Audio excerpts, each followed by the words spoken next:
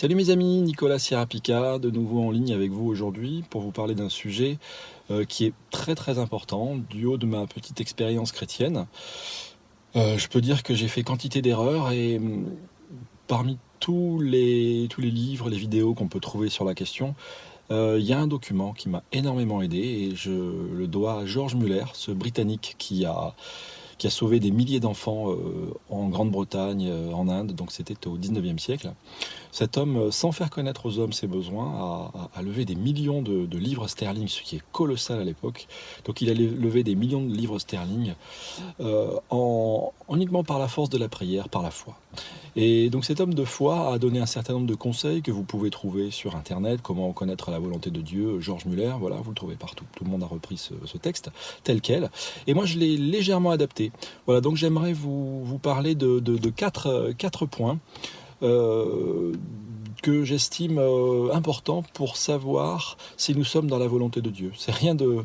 je ne vais pas vous dire fermez les yeux, vous allez recevoir une image mentale, etc. Non, c'est rien de très compliqué. C'est au contraire très simple. J'ai vu quantité de gens suivre quantité de séminaires, regarder quantité de vidéos YouTube et aller à plein d'endroits, voir des prophéties ou attendre des prophéties. Donc finir régulièrement dans le décor et se lancer dans des projets complètement délirants. Je crois que si vous faites ce que je vous recommande, et donc qui est une adaptation, je dirais, un peu moderne de ce que George Muller recommande, eh bien, je pense que vous aurez de fortes chances de ne pas atterrir trop loin du but. Évidemment, on apprend en chemin et on tâtonne. Et c'est souvent grâce à nos erreurs que de façon inductive, c'est-à-dire fatalement, on atterrit au bon endroit. Parce que, vous le savez bien, nous sommes naturellement un peuple comme les Hébreux, un peuple au cou raide.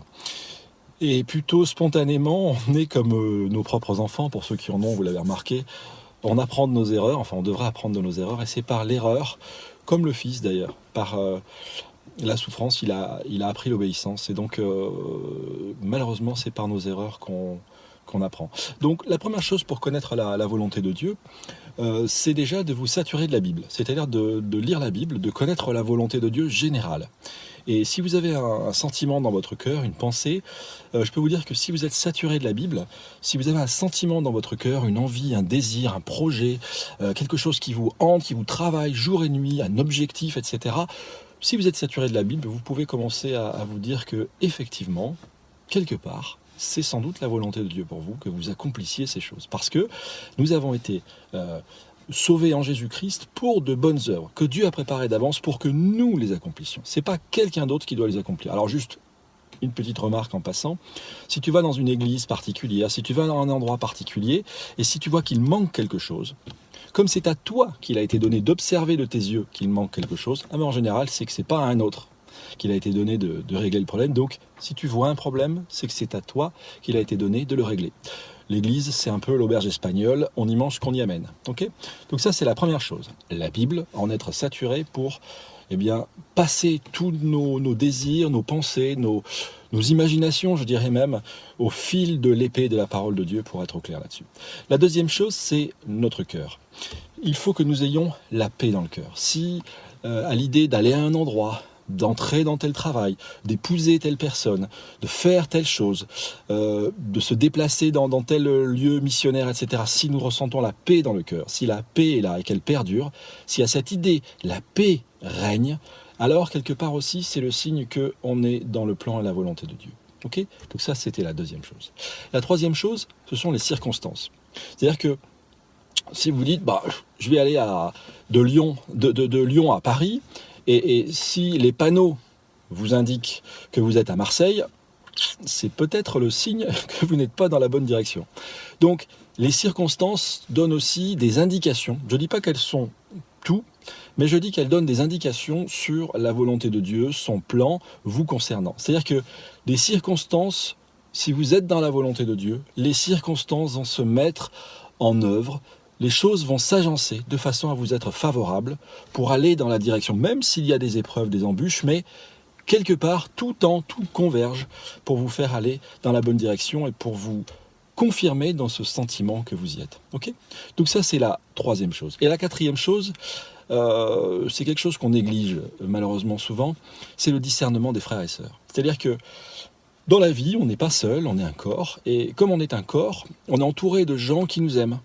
Et ces gens qui nous aiment, ils ont souvent un point de vue, bon, évidemment, comme on dit, les conseilleurs, c'est pas les payeurs, ils ont souvent beaucoup d'attentes à notre sujet, et ils peuvent, si on n'écoute que leurs conseils, on peut se retrouver, là aussi, à faire tout et n'importe quoi. Donc ce qui est important, c'est d'avoir une conviction personnelle. Mais les gens qui nous aiment et qui nous entourent, ils ont aussi, je dirais pas forcément un droit de regard, mais ils peuvent nous conseiller. Et la Bible le dit, c'est dans les proverbes de Salomon, le salut, c'est dans le grand nombre de conseillers aussi. Donc des gens qui sont là et qui vont te conseiller et te valider quelque part dans la vocation que tu penses avoir, dans le souhait que tu penses mettre en place parce qu'ils ont une compétence. Par exemple, quelqu'un qui serait doué en comptabilité qui va t'aider à faire tes projets immobiliers. Tu vois, donc ça, c'est des choses importantes. Donc, le discernement des frères et sœurs. Si tu as un certain nombre de personnes limitées, je ne parle pas d'aller étaler sur la voie publique tes projets les plus confidentiels, mais si tu as des amis, un nombre d'amis limité qui peuvent te valider, te confirmer dans ce que tu veux faire, et qui peuvent te conforter et prier pour toi, porter avec toi ton projet dans le secret, dans la prière, eh ben je pense que quelque part là aussi c'est une sécurité. Voilà, donc je résume, parce que mon téléphone vient de sonner, ça a coupé. Donc, les 4 choses qui nous permettent, de mon point de vue, de connaître de façon assez certaine la volonté de Dieu, c'est un mélange ou un équilibre entre 4 de ces choses. Non pas 3 ou 2 ou 1, mais ces 4 choses. C'est-à-dire la Bible, est-ce que je suis saturé de la parole de Dieu? Est-ce que mes pensées sont saturées? Est-ce que je suis vraiment, j'ai fait de la Bible, de la volonté générale de Dieu, mon désir ultime? Est-ce que mon cœur, deuxième chose, est-ce que mon cœur est en paix lorsque je pense aux choses que j'ai à cœur de faire, aux endroits où j'ai envie d'aller, etc., à une relation avec un conjoint éventuel ou un travail éventuel? Est-ce que je suis en paix à ce sujet? Ensuite, est-ce que les circonstances me sont favorables? Est-ce que, même s'il y a des embûches, est-ce que les choses s'agencent et se mettent en ordre de façon harmonieuse? Et ensuite, la 4e chose, le discernement des frères et sœurs qui vont te confirmer dans le fait que tu es dans la bonne direction. Voilà mes amis, j'aimerais terminer en priant pour chacun de vous, de façon à ce que le Seigneur puisse nous bénir tous ensemble dans ce sujet qui est tellement compliqué et qui a fait couler tellement d'encre.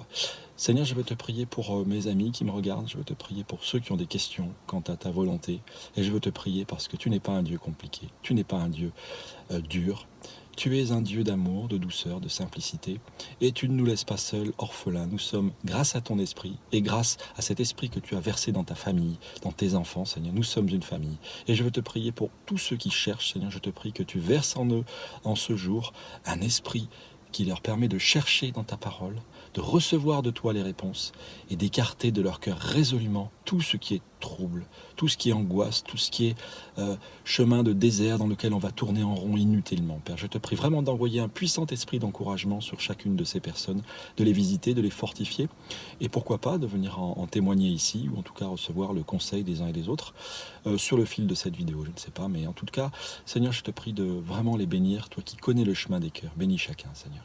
Au nom de Jésus, nous t'avons prié. Amen. Voilà mes amis, à tout bientôt, portez-vous bien pour une prochaine vidéo. Je ne sais pas quand, je ne sais pas quel sujet, mais la liste est longue. À bientôt.